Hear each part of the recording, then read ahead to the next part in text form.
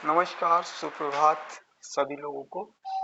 Doctor Sanjay Jain, राजकीय महाविद्यालय सागबाड़ा, सह आचार्य हिंदी। आज हम लोग आदिकाल के लौकिक साहित्य के बारे में चर्चा करेंगे। इससे पहले हम नाथ साहित्य, सिद्ध साहित्य और जैन साहित्य, रासो साहित्य, इन सभी के बारे में चर्चा कर चुके हैं। आदिकाल में धार्मिक साहित्य के रूप में जहाँ सिद्ध साहित्य, नाथ साहित्य और जैन साहित्य लिखा गया था, उसी तरह से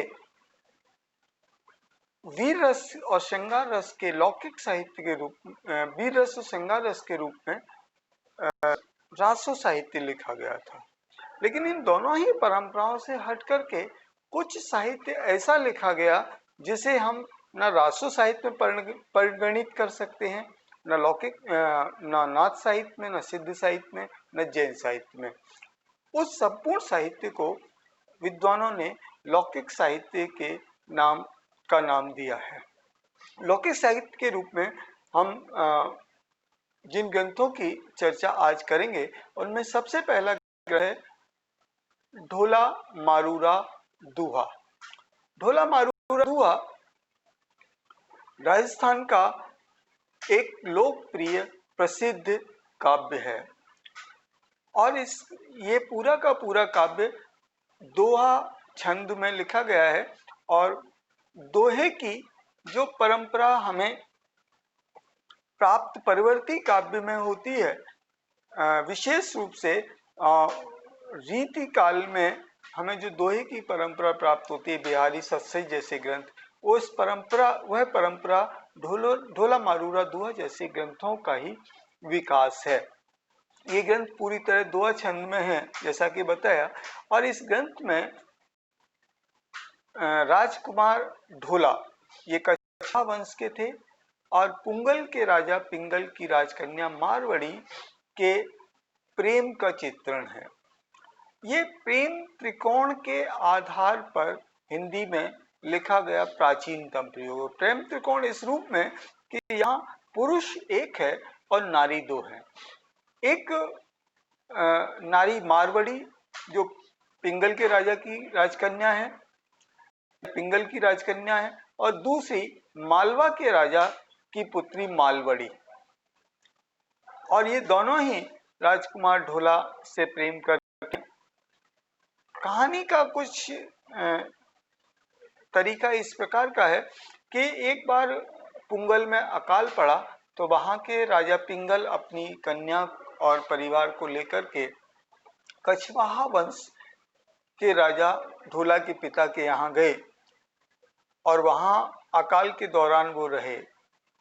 और तभी राजकुमार ढोला और मारवड़ी का विवाह परस्पर कर दिया जाता है। अकाल समाप्त होने पर पुंगल के राजा वापस अपने देश लौट आते हैं। पुंगल अर्थात बीकानेर के आसपास का क्षेत्र, तो वापस वो अपने क्षेत्र पुंगल में लौट आते हैं। और जब मारवड़ी बड़ी होती है तब उसे पता लगता है कि उसका विवाह बचपन में ही राजकुमार ढोला के साथ हो गया है।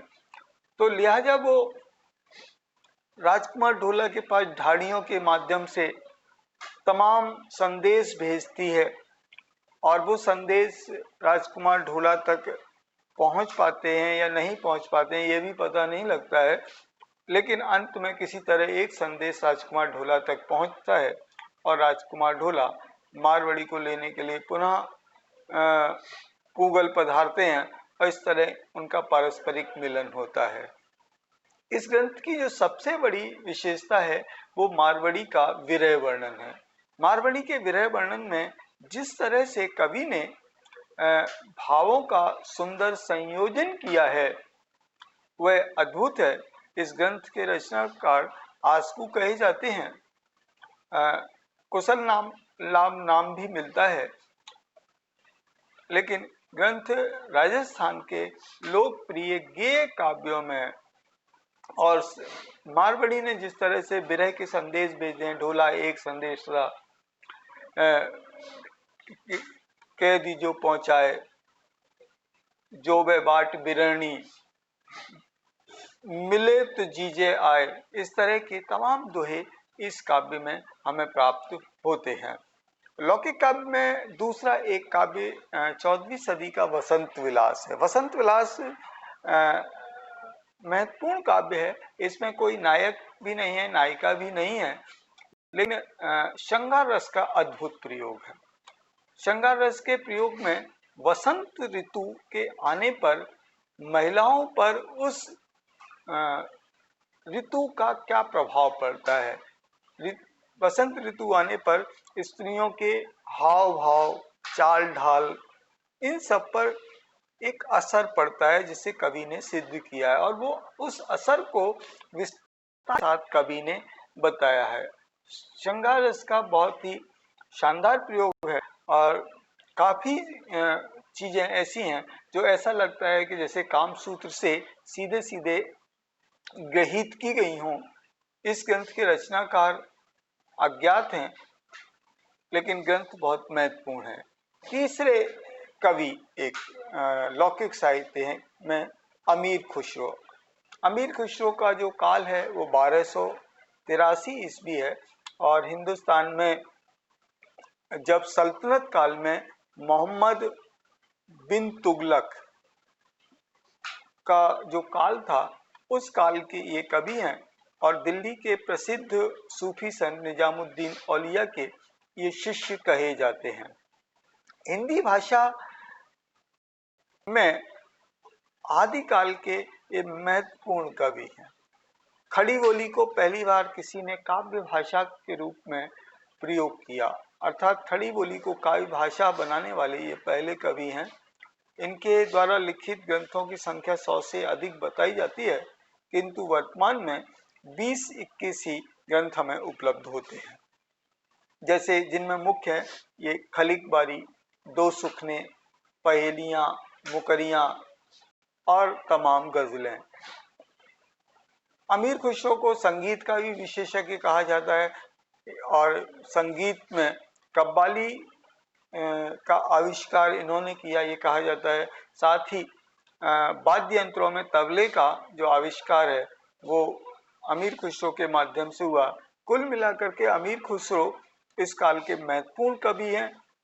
जहां हिंदी भाषा खड़ी होने का प्रयास कर रही, खड़ी बोली का जहां अंश बहुत कम है, वहां काफी हद तक खड़ी बोली में काव्य रचना करने वाले अमीर खुसरो बहुत महत्वपूर्ण हैं, और इन्होंने अपने काव्य में मनोरंजन के साथ साथ जीवन पर भी गहरा व्यंग किया है। अमीर खुसरो के अतिरिक्त जो सबसे महत्वपूर्ण कवि आदिकाल के लौकिक साहित्य में हम कह सकते हैं वो विद्यापति हैं।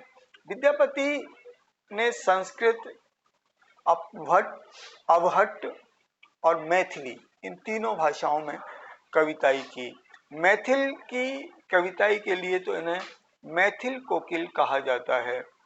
विद्यापति आदिकाल और मध्यकाल के संधि के कवि हैं। लगभग 15वीं सदी की शुरुआत में इनका काल माना जाता है। ये शैव और वैष्णव दोनों मतों के अनुयायी माने जाते हैं, लेकिन मुख्यतः ये शैव मत के अनुयायी थे। हिंदी में कृष्ण काव्य के रूप में रचना करने वाले ये पहले कवि हैं, और इनके बारे में अलग अलग लोगों ने, जैसे जॉर्ज ग्रियर्सन है, इन्हें रहस्यवादी कवि माना है ना। लेकिन मूलतः इनका जो स्वर है वो श्रृंगार का स्वर है। श्रृंगार रस इनके काव्य में महत्वपूर्ण है।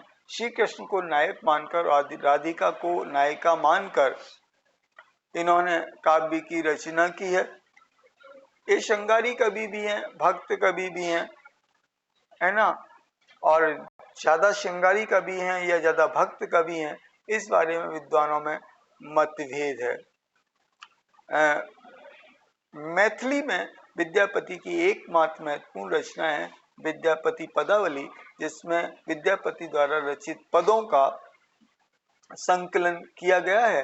अवहट्ट में उनकी दो रचनाएं हैं, कीर्तिलता और कीर्ति पताका। ये दोनों ही उनकी प्रमुख रचनाएं हैं। इस प्रकार हम देखते हैं कि आदिकाल में